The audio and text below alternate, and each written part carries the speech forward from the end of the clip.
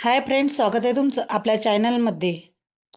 कसे आहात तुम्ही? स्वस्थ असाल, मस्त असाल आणि आपले व्हिडिओ बघत असाल. स्वामी सर्वांच्या इच्छा पूर्ण करो अशी मी स्वामीचरणी प्रार्थना करते आणि आपल्या व्हिडिओला सुरुवात करते. आज मी तुम्हाला सांगणार आहे लबाडीचे परिणाम काय असतात आणि एक स्वामी भक्त स्वामी स्वामींसोबत कशी लबाडी करतो हे तुम्हाला मी सांगणार आहे. चला तर बघूया. आजच्या कथेचं नाव आहे लबाडीचा परिणाम. गणपत आणि वंदना या नावाचं एक जोडपं असते. त्यांचा उदरनिर्वाह दुधाच्या विक्रीवर चालायचा.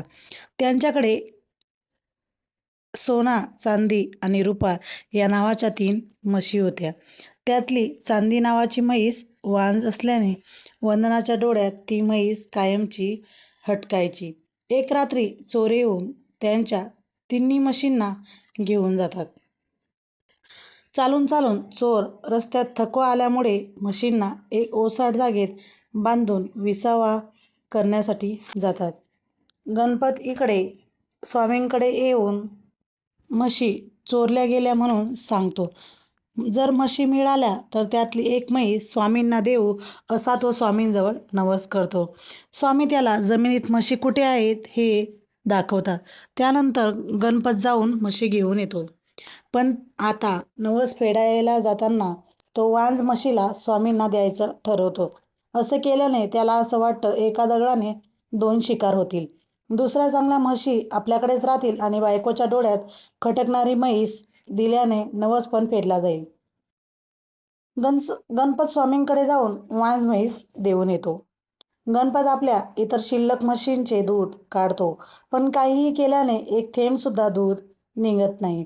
त्याला कळून चुकते की स्वामींशी केलेला आपण हा लबाडीचा परिणाम आहे.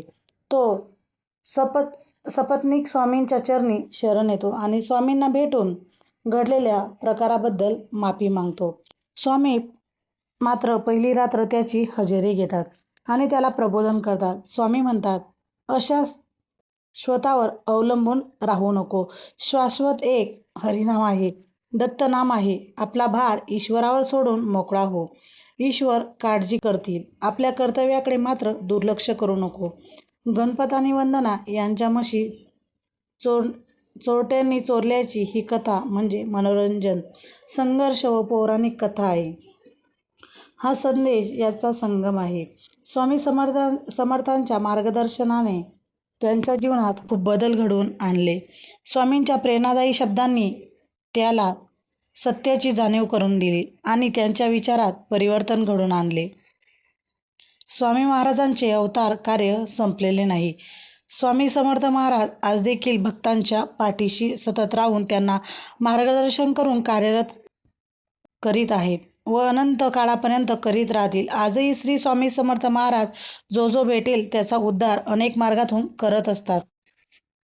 स्वामी कधी पण कोणाचीही मदत करता. आपण आपल्याकडनं जेवढं होईल तेवढी स्वामी सेवा करा आणि स्वामींना सांगायचं, स्वामी माझा परिवार हा तुमचा परिवार आहे. तुम्ही कधीही हाक मारली तेव्हा धावून येतात.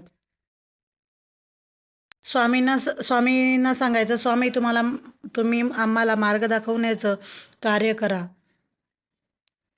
मी तर स्वामींना एवढंच म्हणू इच्छिते, शेवटपर्यंत स्वामी चेहरा तुमचा दिसावा आणि तुमचा आशीर्वाद सदा आमच्या पाठीशी असावा. परत एक वेळेस सांगते, स्वामी सर्वांच्या इच्छा, आकांक्षा, स्वप्न पूर्ण करो अशी मी स्वामी चरणी प्रार्थना करते. आणि आपल्या चॅनलवर नवीन असल्यास लाईक करा, शेअर करा आणि सबस्क्राईब करायला मात्र विसरू नका. श्री स्वामी समर्थ.